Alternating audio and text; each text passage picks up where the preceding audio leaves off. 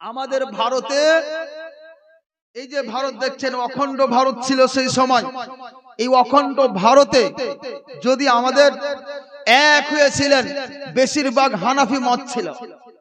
বেশিরভাগ কি ছিল? হানাফি মত ছিল। তার সাথে সাথে শাফিঈ মত কিছু কিছু জায়গায় ছিল। এই শাফিঈ মতের মধ্যে তাদের আড়ালে একটা দল সৃষ্টি হয়েছে, যে দলটা সবচাইতে বড় খতরনাক উপস্থিত যুগে, যে দলটির নাম হচ্ছে এখন আহলে হাদিস। যদি কোনো ব্যক্তি থাকেন রাগ না করে আমার বলতে শুনবেন চুপ করে। যত রকমের কোশ্চেন হবে, প্রশ্ন হবে, পরক্ষণে আপনি করতে পারেন। আমি আব্দুল আজিজ উত্তরটা দেওয়ার দায়িত্ব আমার থাকবে, তবে বলতে হবে। এটা কথা ভাবিয়েন না যে মৌলভী সাহেবরা খালি ঝগড়া লাগাচ্ছে, এর ওর কথা বলছে। আরে আমি কেন ঝগড়া লাগাবো? কোরআন তো বলে দিল যে একটা পথ আমার, বাকি সব বাতিল।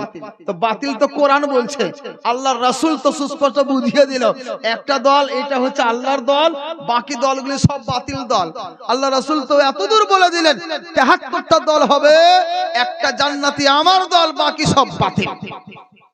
তা আল্লাহর রাসূল, আল্লাহ পাক তো বলে দিচ্ছেন, তা আমি বললে কি কোনো ক্ষতি আছে? কিচ্ছু না। এই জন্য বলি বাপ, এই দলটা হচ্ছে সবচাইতে জঘন্য দল এখন যেটা উপস্থিত হয়েছে আহলে হাদিস নামে। এই দল আসার আগে আমাদের এই ভারতে এইরকম ঝই ঝামেলা, এত ঝগড়া, এত বিভেদ ছিল না। আর এই দলটা সৃষ্টি হয়েছে কোথা থেকে? এই একটি বই নিয়ে এসি আপনাদের সামনে। এই বইটি হচ্ছে মূল ঝগড়ার কারণ। দেখে নেন আজকে আমাদের মাঝে এই যে ঝগড়া লেগেছে, সুন্নি, হানাফি, দেওবন্দি, যত রকম চলছে না এখানে, দেওবন্দি, ওয়াহাবি, এই গায়র মুকাল্লিদ, লা মাযহাবি, এই সবের দলের ঝামেলার মূল হচ্ছে এই একটি কিতাব, যার নাম তাকবিয়াতুল ঈমান। কি বললাম? তাকবিয়াতুল ঈমান। এই বইটি হচ্ছে সবচাইতে ঝগড়া লাগার মূল। এই বইটাকে যদি সেই সময় ব্যান করে দেওয়া হতো, আজকাল আমাদের মাঝে এত ঝই ঝামেলা, ঝগড়া বিবাদ থাকতো না। বলবেন এই কেমন কথা?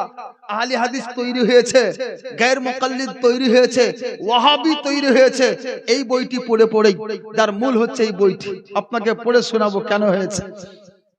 ওয়াহাবি প্রথম নাম ছিল, যখন এটা হয় তখন নাম কি ছিল? ওয়াহাবি। কারণ মুহাম্মদ বিন আব্দুল ওয়াহাব নামক একজন ব্যক্তি, যার বাড়ি হচ্ছে ইরাক, আরবে, যার এলাকা হচ্ছে নাজদ, আর একটি এলাকা হচ্ছে হেজাজ। হেজাজে মক্কা মদিনা শরীফ আছে, আর নাজদ, এই নাজদ এলাকার এই ব্যক্তিটি বাসিন্দা। তার জন্য তাকে বলা হয় মুহাম্মদ বিন আব্দুল ওয়াহাব নাজদি। নাজদ থেকে নাজদি বলা হয়েছে। হিন্দুস্তান থেকে হিন্দুস্তানি বলি আমরা এই হিসাবে। এই মুহাম্মদ বিন আব্দুল ওয়াহাব নাজদি করেছিল কি?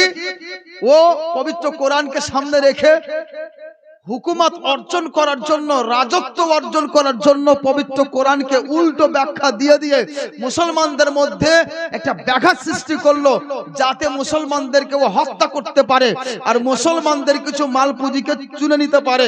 যার কারণ হলো কি, সেই সময় সুন্নি হানাফি ব্যক্তিদের রাজত্ব ছিল কাবা শরীফে, মদিনা শরীফে। সুন্নি হানাফি ইমাম ছিলেন। কাবা ঘরে একদিকে হানাফি, একদিকে শাফি, একদিকে মালিকি, একদিকে হাম্বলি, এই চারটা জায়নামাজ ছিল, মুসাল্লা ছিল, সবকে ভেঙে দেওয়া হলো। এই সুন্নিদের কাছ থেকে এই হুকুমত, রাজত্ব ছিনিয়ে নেওয়ার জন্য একটি কৌশল ছিল কার? মুহাম্মদ বিন আব্দুল ওয়াহাব নাজদি। যে নাজদিটি একটি কিতাব লিখলো, যে কিতাবের নাম হলো কিতাবুত তাওহীদ। এই কিতাবুত তাওহীদ আরবি ভাষায় ছিল। এই কিতাবুত তাওহীদ বইটিকে লিখে সেখানে এমন করলো কি, যেইগুলো আয়াত ছিল মূর্তি সম্পর্কে, যে মূর্তি শুনতে পায় না, মূর্তি কথা বলতে পারে না, মূর্তি কারো সাহায্য করতে পারে না, এইরকম কোন কথাগুলি ছিল। এবারে এই ব্যক্তি করলো কি, মূর্তি সম্পর্কে আয়াতটিকে নিয়ে এসে আর নবীদের, রাসূলদের, আল্লাহর ওলিদের পৃষ্ঠে এসে চাপিয়ে দিল, লাগিয়ে দিল। কারণ কি? গায়রুল্লাহ। গায়রুল্লাহ মানে আল্লাহ ব্যতীত যারা, তাদের কাছ থেকে সাহায্য চাওয়া যাবে না, তারা মরে গেলে মাটিতে মিশে যাবে, এইরকম কথা। দূর থেকে তাদেরকে টাকা যাবে না, এই কথাগুলি পবিত্র কোরআনে আছে। এ ভাবলো যে গায়রুল্লাহ মানে রাসূলও তো আল্লাহ নন, নবীও তো আল্লাহ নন, পীর বুজরুক তো আল্লাহ নন, এরাও তো গায়রুল্লাহ, তো এরাও শুনতে পাবে না। এই যে ভুলটা এখানে করেছে, দলিল কোরআন থেকে দিচ্ছে, বুঝতে পারছেন, কিন্তু জায়গা চেঞ্জ করে দিয়েছে। আপনাকে উদাহরণ দিই, আমি যদি 21 লিখি, আগে 2 লিখব, তারপরে 1, কত হবে? 21, তাই না? আমি যদি 1 আগে লিখি, 2টা পরে লিখি, কত হবে? 12 হয়ে যাবে, ঠিক হবে? আমি বলবেন না, আমি 1 আর 2 তো লিখেছি, এটাই তো দলিল, তাই না গো? আমি তো বেশি কিছু লিখিনি, আমি তো দলিল দিচ্ছি না, এর মধ্যে 2 আর 1ই তো আছে।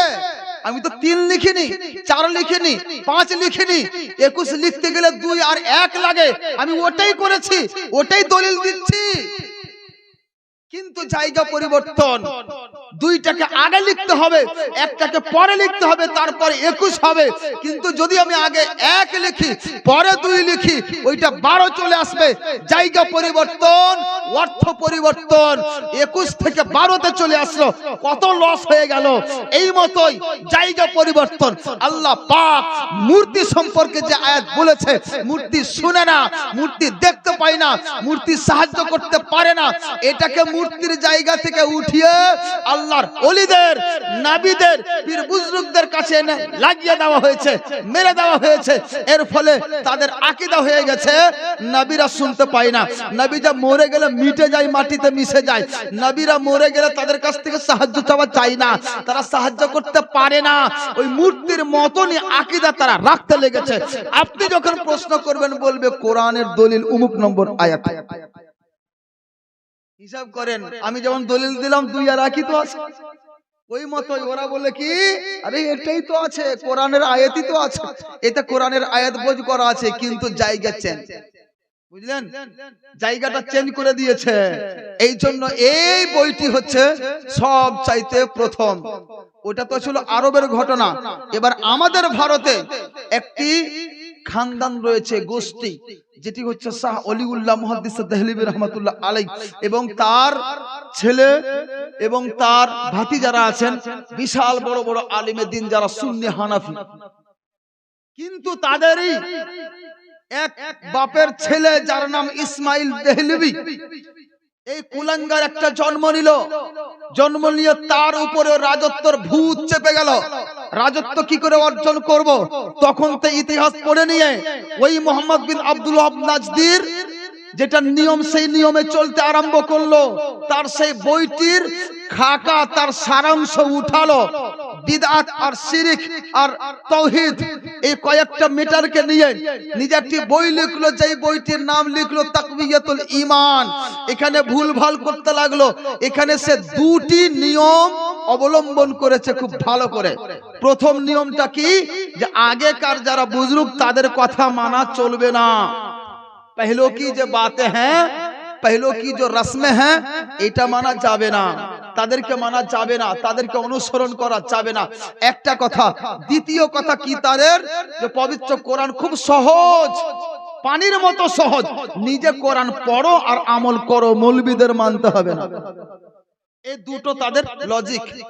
এখনো পর্যন্ত দেখবেন যারা ডাক্তার মাস্টার কি নিজে কোরআন পড়ে, নিজে কোরআন পড়ো, আছে না? বলে না আহলে হাদিস দেখবেন বলে এখানে কি কোরআন, আরে বুখারী বাংলা হয়েছে, নিজে পড়ো, বুখারী পড়া চলুন। কিন্তু ব্রাদার, আপনি মনে রাখেন, এই বুখারী আমরা মাদ্রাসায় পড়াই, ছোট থেকে নিয়ে শেষ পর্যন্ত তথা মুফতি পর্যন্ত পড়াই। মাদ্রাসা খালতিপুরে শুরু থেকে নিয়ে মুফতি পর্যন্ত পড়া হয়। এই অধম আব্দুল আজিজ বলি আমি, মুফতি পর্যন্ত তথা মুফতিদেরকে পড়াই। এই রকম পড়াতে গিয়ে আগে 10 বছর ধরে ওই ছেলেদিকে ট্যালেন্ট করা হয়, পড়ানো হয়। যখন ফাজিল ক্লাসে যায়, বড় হয়ে যায়, ওই সময় আমরা উপযুক্ত মনে করি এই ছেলেরা এবার বুখারী বুঝবে, তাদের হাতে বুখারী দেওয়া হয়, তার আগে হয় না। তার মানে কি, বুখারী পড়তে গেলে আগে 10 বছর পড়তে হয়, তারপরে বুখারী বুঝবে, তাও বুঝতে পারে না। আর আজকাল কিছু না বাংলা পড়ে নিয়েছে আর দৌড়ে গিয়ে বুখারী উঠিয়ে নিয়ে এসে কিনাতে বুখারীতে আছে, দেখো, আরে বুখারীতে আছে, তা হাদিসটা কখনকার।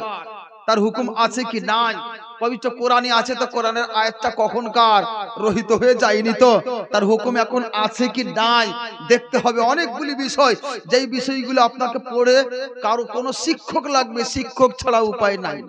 এখানে আপনাকে দেখাই এই তাকবিয়াতুল ঈমানের প্রথম পৃষ্ঠায়, প্রথমে উঠাবেন 3 নম্বর পৃষ্ঠায়, এখানে সেই ইসমাইল দেহলভি লিখছে, इस जमाने में दीन की बात में लोग कितनी राहें चलते हैं।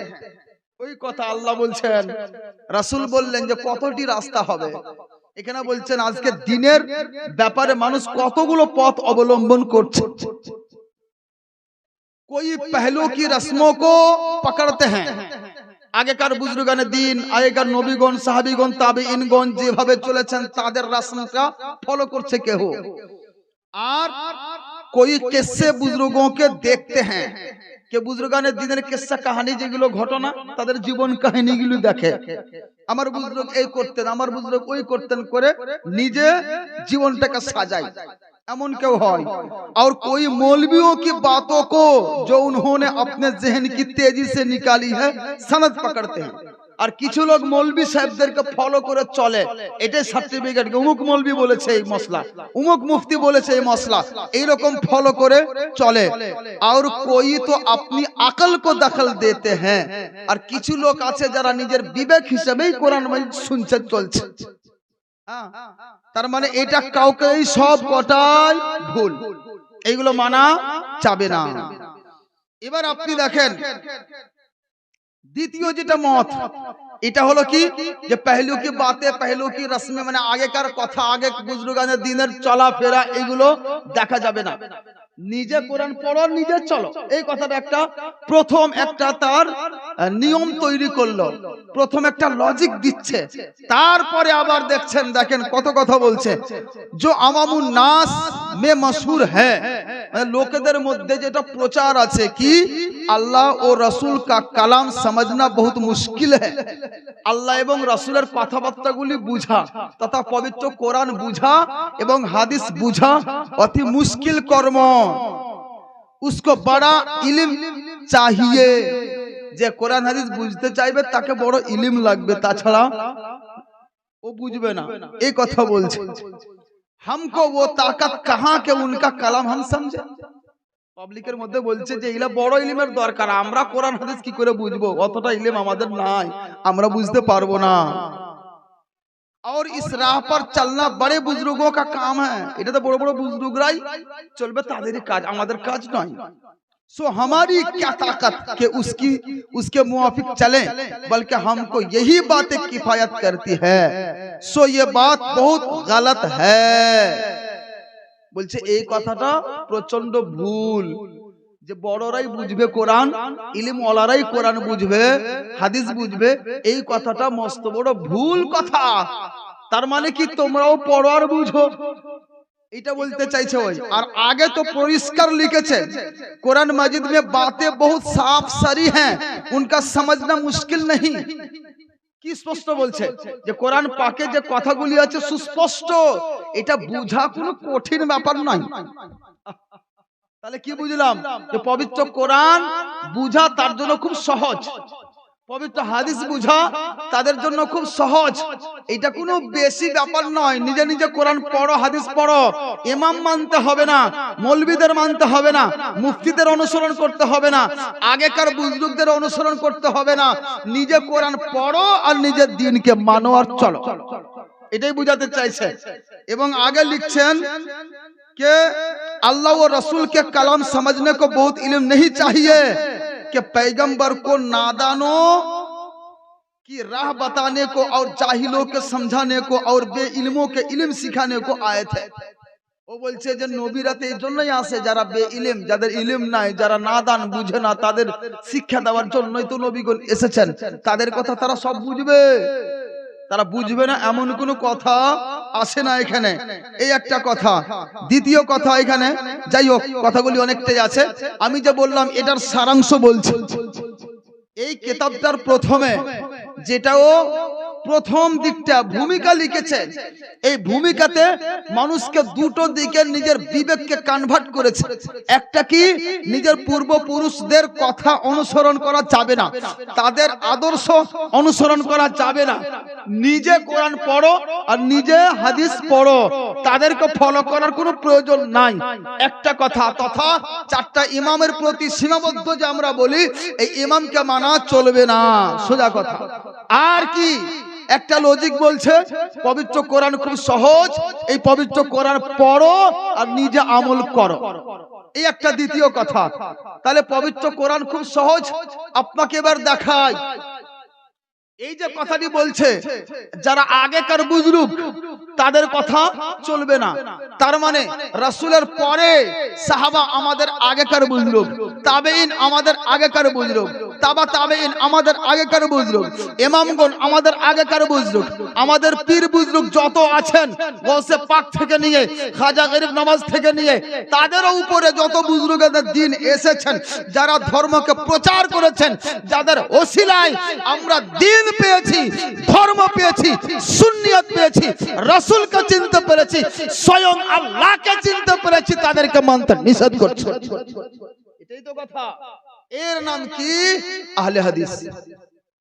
যার মূল লেখক ইসমাইল দেহলভী, এইখান থেকেই আহলে হাদিস চালু হয়েছে। এবার হয়েছে কি, যে কিছু লোক এটাকে মানছে যে না, তাদের মানতে হবে। এই ব্যক্তিরা হলো মুকাল্লিদ, এরা হলো দেওবন্দ, সাহারানপুর দেওবন্দি, এরা মুকাল্লিদ, মত একই, কিন্তু এরা ইমামকে অনুসরণ করে, এই জন্য এরা মুকাল্লিদ হলো দেওবন্দি।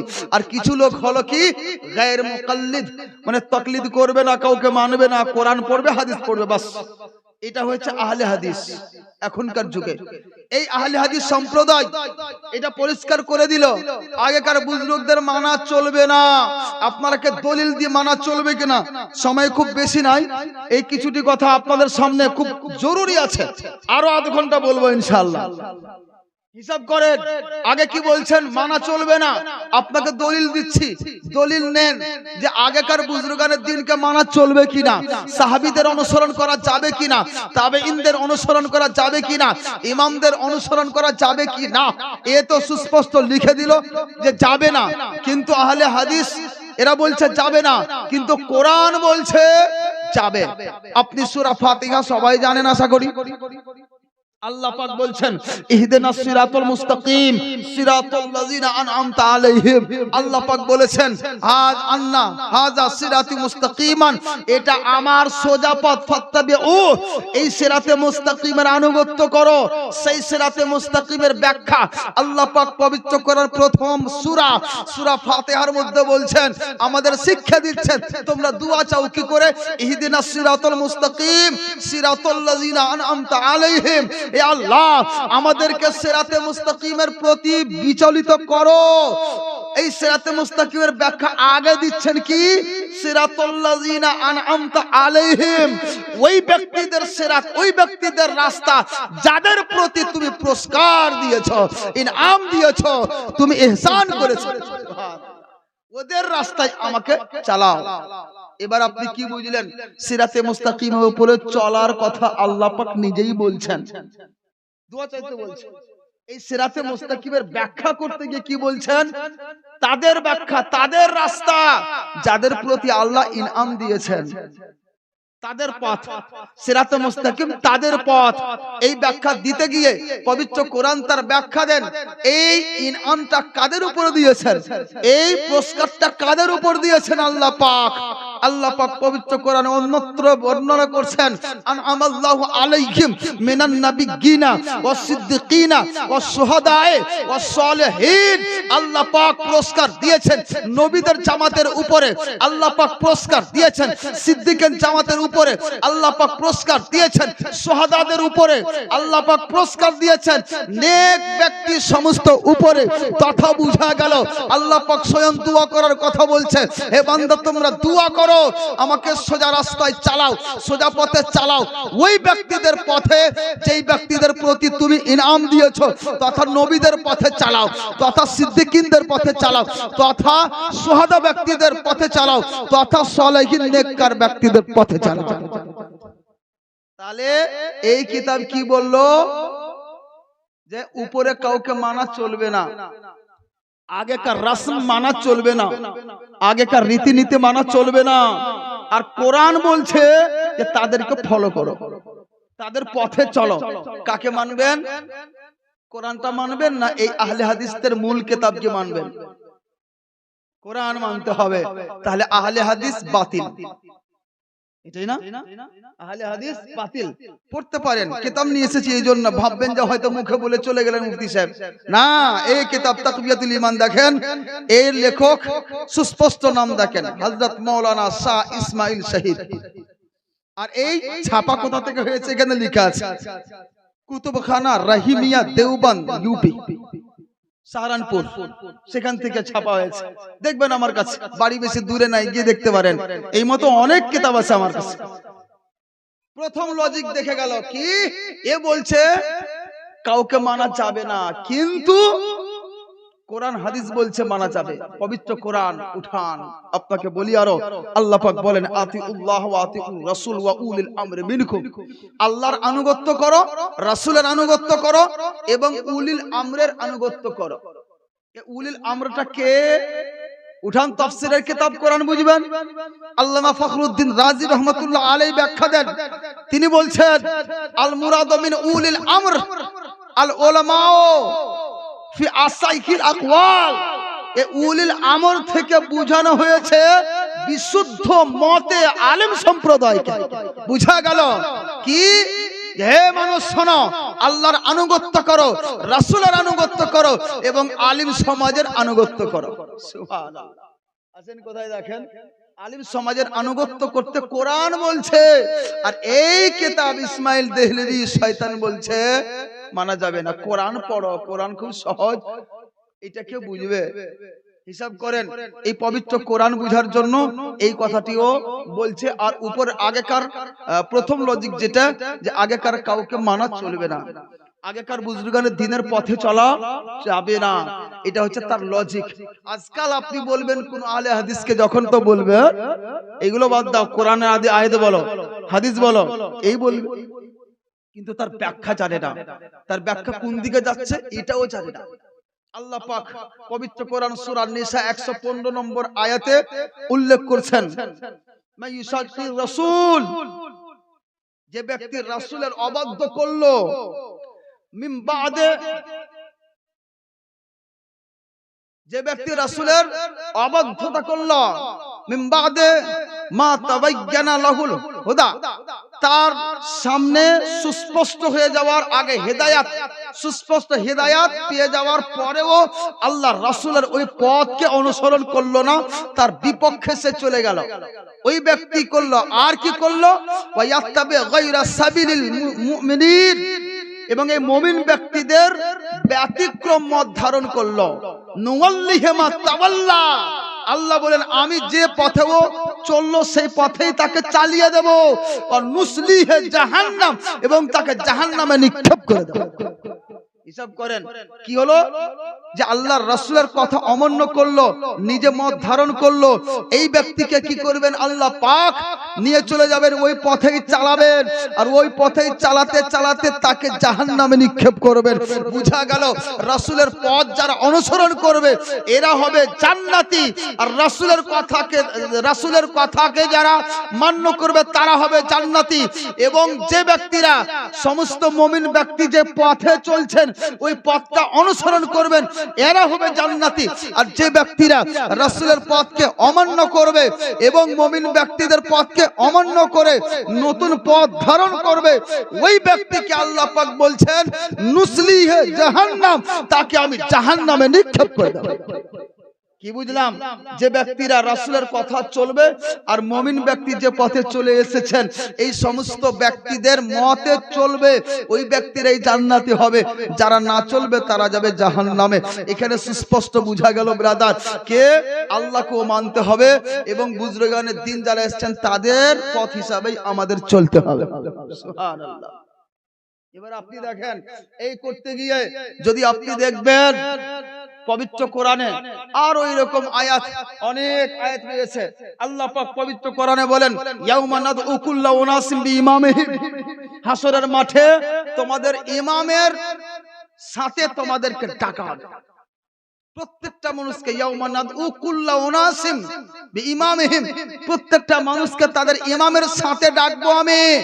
আল্লাহ পাক বলেন, ইমামকে অনুসরণ করবেন না তো কি করে আপনাকে ডাকবেন গো? হিসাব করেন তো, অনুসরণ করবেন তবেই তো।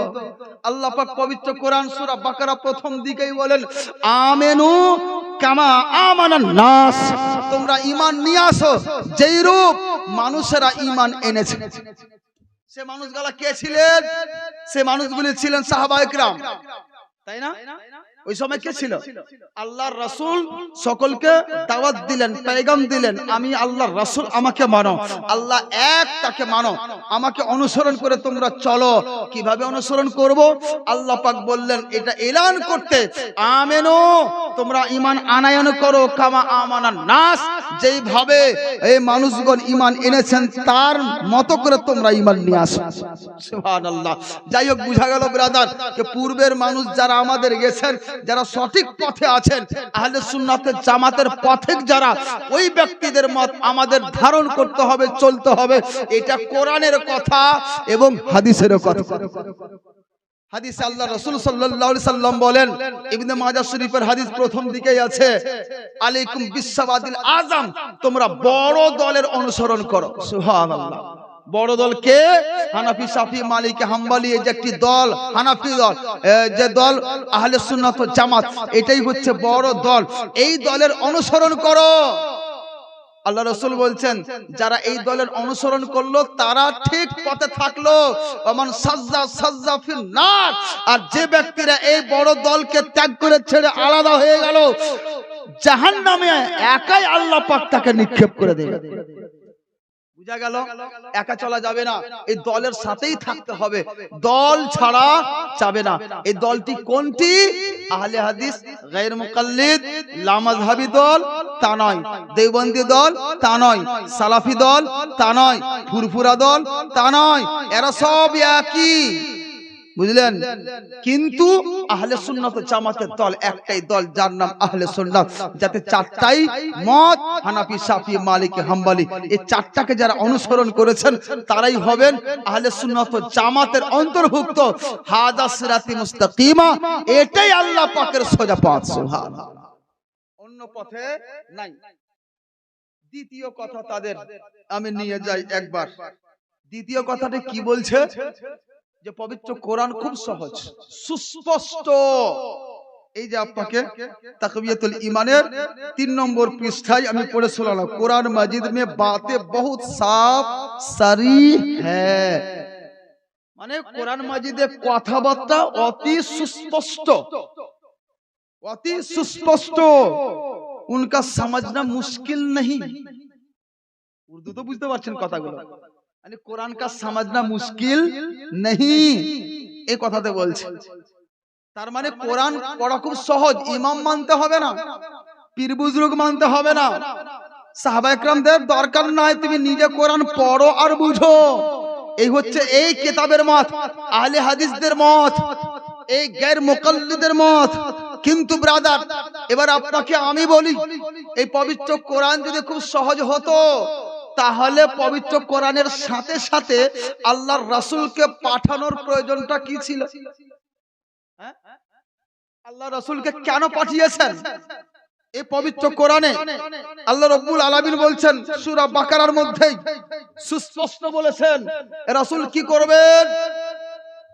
ইউআল্লিমুকুমুল কিতাবা ওয়াল হিকমা, তোমাদেরকে আল্লাহ রাসূল কিতাব এবং হিকমতের জ্ঞান দিবেন। কি করবেন? কিতাব শিক্ষা দিবেন, হিকমতের জ্ঞান শিক্ষা দিবেন কে? আল্লাহর রাসূল। তো যদি কিতাব নিজে নিজেই পড়তে পারতেন তাহলে শিক্ষকের প্রয়োজন কি? কোনো প্রয়োজন নাই।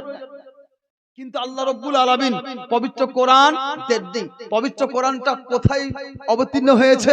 আরব দেশে। আরবের ভাষা কি? আরবি, বুঝেছেন না? আরবি ভাষায় দিলেন কেন? যাতে মানুষ নিজে পবিত্র কোরআন পড়তে পারেন, বুঝতে পারেন। আরবি ভাষায় পবিত্র কোরআন আরবের উপরে অবতীর্ণ হলো, যাদের ভাষা আরবি, তা সত্ত্বেও তাকে বোঝানোর জন্য আল্লাহ পাক আবার রাসূল পাককে পাঠাচ্ছেন, যে পবিত্র কোরআন পড়ে পড়ে তার উপর আমল করে করে মানুষকে শিক্ষা দেবেন। আল্লাহ পাক রাসূল পাককে অনেক জায়গায় সম্বোধন করে বলেছেন, উতলু আলাইহিম, তাদেরকে তুমি পবিত্র কোরআন পড়ে পড়ে শিক্ষা দাও, তাদেরকে তেলাওয়াত করে শোনাও। আরে যদি এমনি বুঝতে পারে তো শিক্ষা দেওয়ার প্রয়োজনটা কি? যদি কোনো ব্যক্তি এমনি নিজে নিজে পড়তে পারে, তাকে প্রাইভেট দিবেন, টিউশন দেওয়ার দরকার আছে? নাই। পড়তে পারে না, তাই তো একটা থেকে দুটো তিনটা প্রাইভেট দিতে হচ্ছে। তাহলে বুঝা গেল, যদি কোরআন এত সহজ থাকতো তাহলে তো নবীকে প্রেরণ করার কোনো ব্যাপারই ছিল না। কিন্তু পবিত্র কোরআন এত সহজ নাই, যার ফলে ব্রাদার আল্লাহ পাক এই পবিত্র কোরআনকে বুঝিয়ে দেওয়ার জন্য আল্লাহর রাসূল সাল্লাল্লাহু তাআলা আলাইহি ওয়াসাল্লামকে আবার প্রেরণ করেছেন, আবার পাঠিয়েছেন, যার ফলে আল্লাহর রাসূল সুস্পষ্টভাবে আমাদেরকে সুন্দর করে শিক্ষা দিয়ে দিয়েছেন।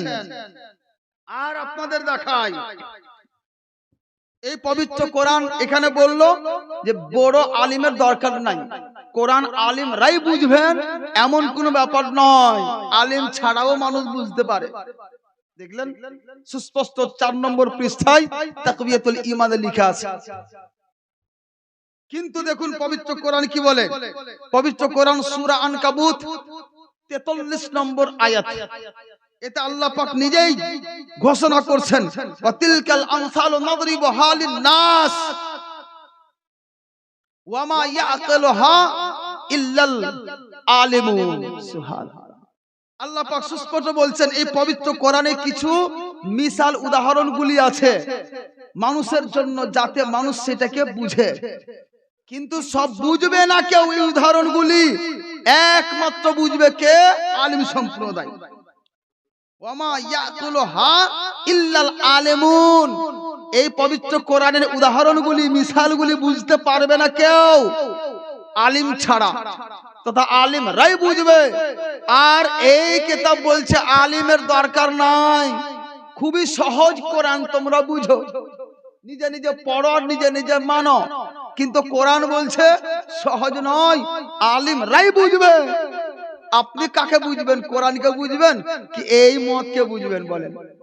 আহলে হাদিস, এই আহলে হাদিস সম্প্রদায় এইরকম করে অনেক কথা বলে রেখেছেন।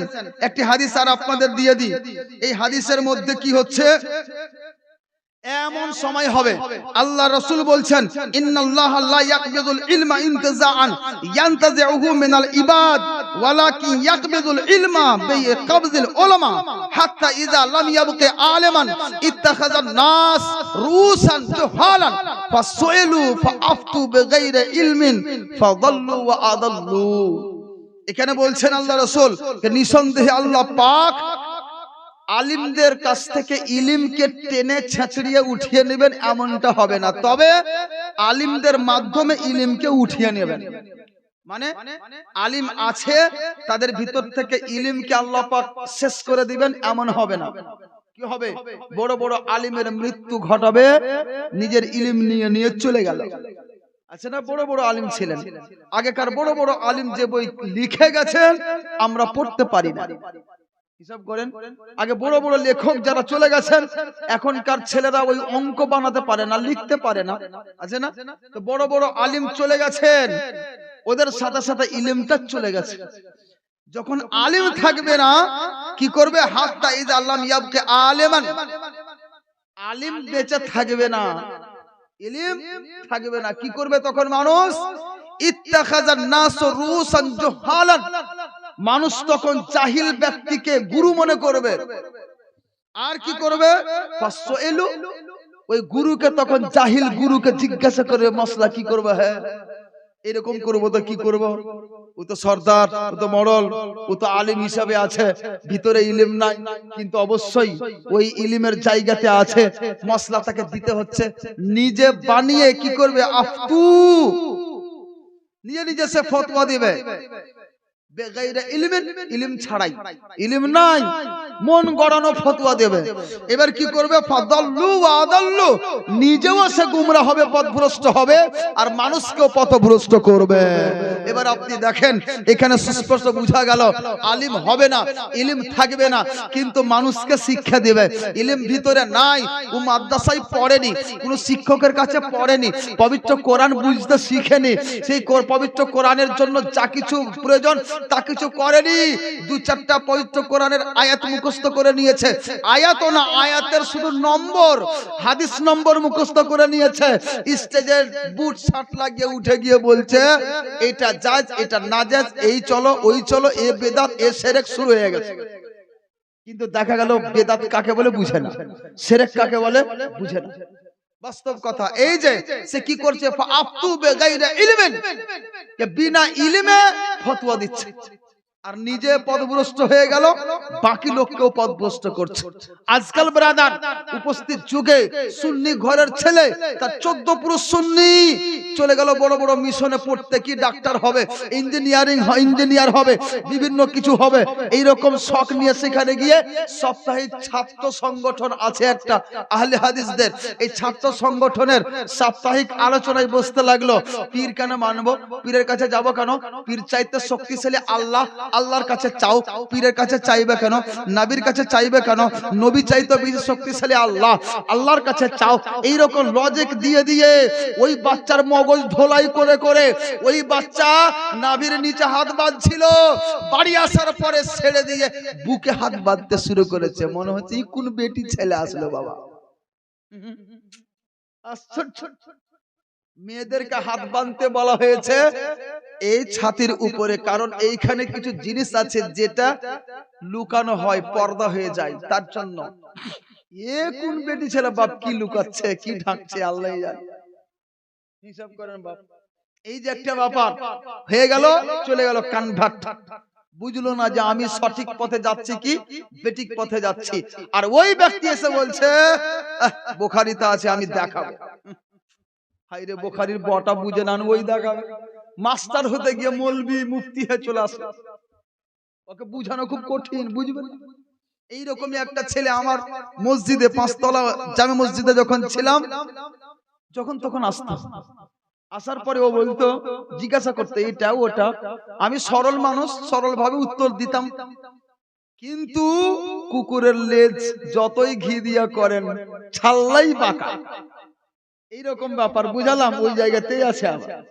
এবার হলো কি, একদিন বলছে হুজুর এই ইমাম কেন মানবো, আল্লাহ তো বলেছেন পবিত্র কোরআন খুব সহজ, কোরআন পড়ো, হাদিস পড়ো, এই ইমাম মানার কি দরকার?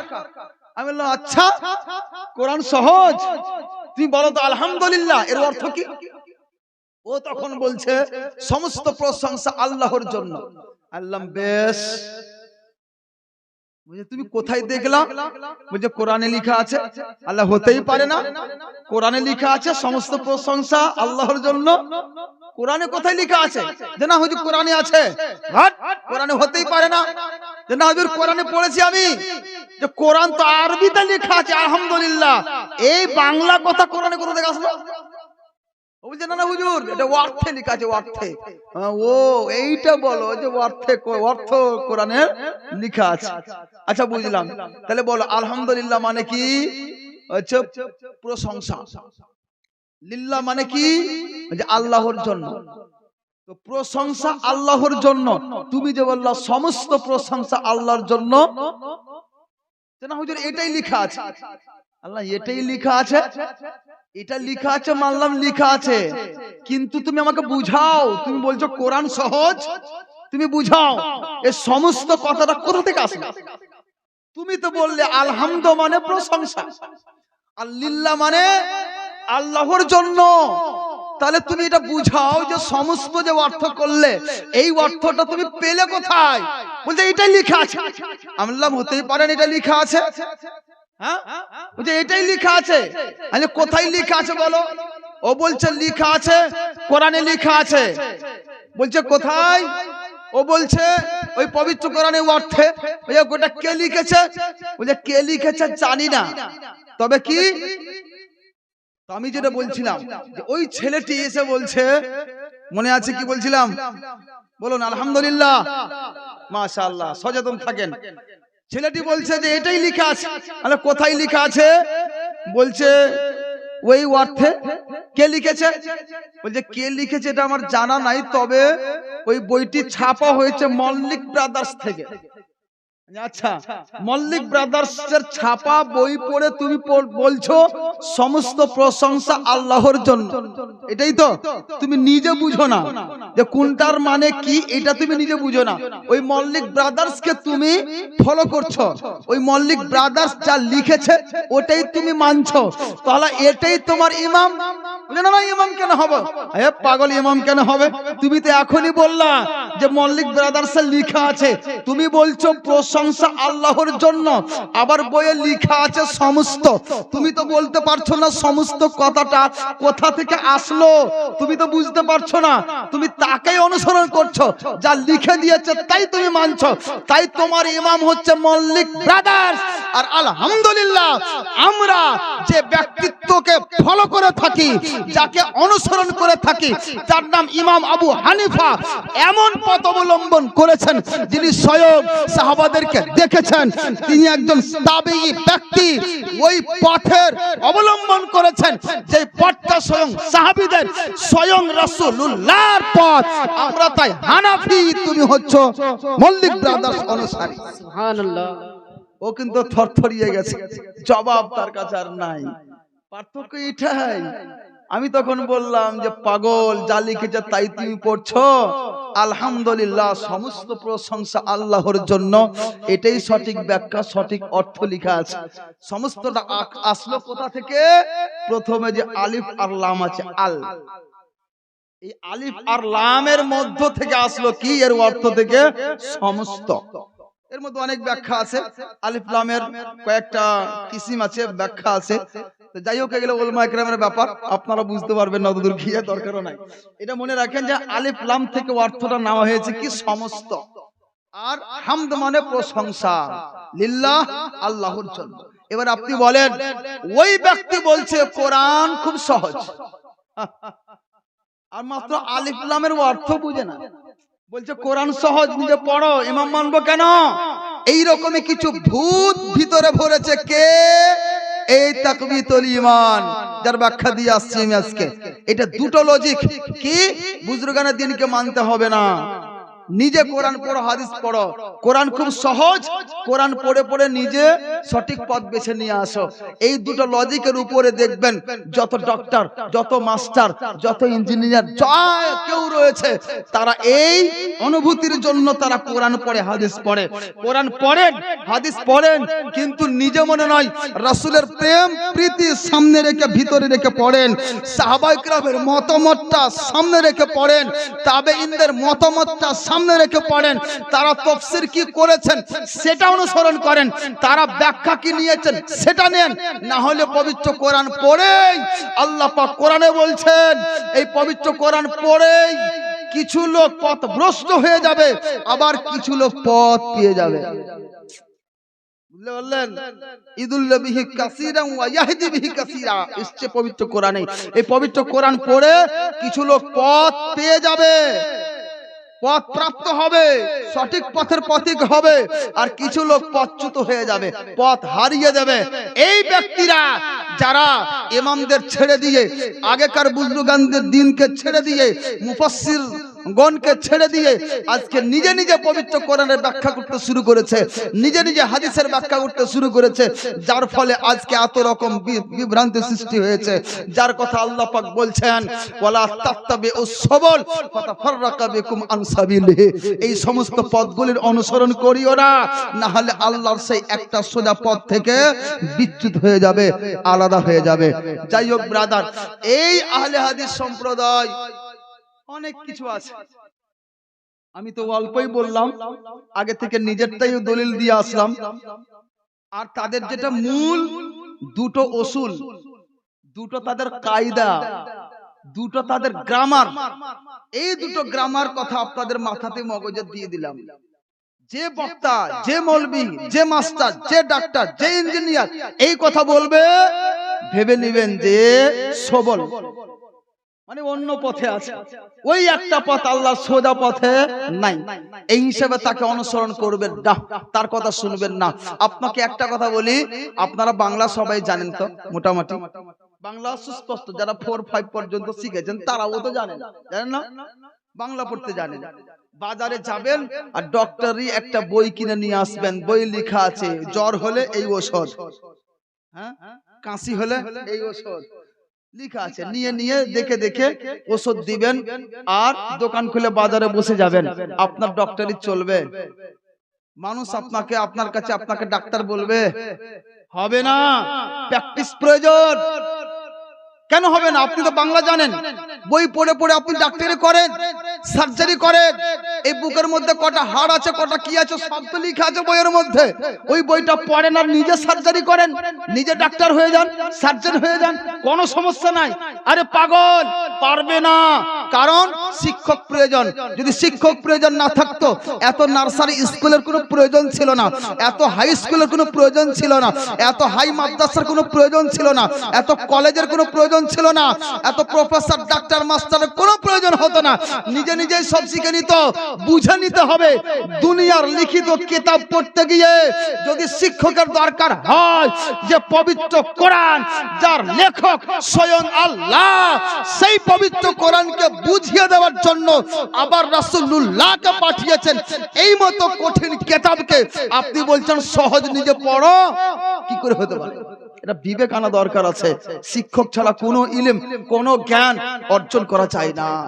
যদি আপনি নিজে নিজে করবেন তো বলেন কোন একটা জ্ঞান আছে আপনারা বলেন তো, যে এমুক একটা কর্ম আছে, একটা জ্ঞান আছে যে শিক্ষক ছাড়া নিজে নিজেই আমি পারি? এমন কেউ আছেন? মুশকিল, পারা যাবে না। শিক্ষক প্রয়োজন। এই মতো শিক্ষক ছাড়াই যে ব্যক্তিরা মোবাইলের চিপসের মধ্যে গান সিনেমা ডাউনলোড করতে করতে আর বক্তা হয়ে গেল, যারা এই ডক্টরি পড়তে পড়তে টাই বুট স্যুট লাগিয়ে স্টেজে এসে বক্তা হয়ে গেল, খবরদার এই সব বক্তা থেকে একদম সচেতন থাকবেন, তাদের কথাবার্তা শুনবেন না, দূরেই রাখবেন, দূরেই থাকবেন, না হলে সে পদভ্রষ্ট। এই যে বললাম ইলম ছাড়াই ফতোয়া দিবে, ইউদিল্লু আদাল্লু, নিজেও গুমরা হবে, আপনাকেও গুমরা করবে, এটাই হয়ে গেছে। আর কোথায় যাবেন? ওই 73 ফিরকার মধ্যে 72 দলের মধ্যে থাকবেন। সুন্নির মধ্যে একটা যে হানাফি সুন্নি দল, এই সুন্নি দলের মধ্যে আপনি তখন থাকতে পারেন না, জাহান্নামে চলে যেতে হবে। যাই হোক ব্রাদার, এই ব্যক্তিরা খুব কঠিন ব্যক্তি, তাদের থেকে খুব সাবধান, তাদের থেকে খুবই সাবধানে থাকবেন। আর পরে কি জানেন, চলে এসছেন, কিছু কথা আরো বলতাম। যাই হোক, আগে কথা না বাড়িয়ে উনাকে দিয়ে দিলাম, আমি তো চিকিৎসা করলাম, উনি সার্জারি করুক নাকি, সার্জারি অপারেশনটা ওই করুক, দেখবেন। এখান থেকে নিজে বক্তব্য আমি দিয়ে করলাম। ওয়া আখিরু দাওয়ানা আলহামদুলিল্লাহি রাব্বিল আলামিন। আসসালামু আলাইকুম ওয়া রাহমাতুল্লাহ।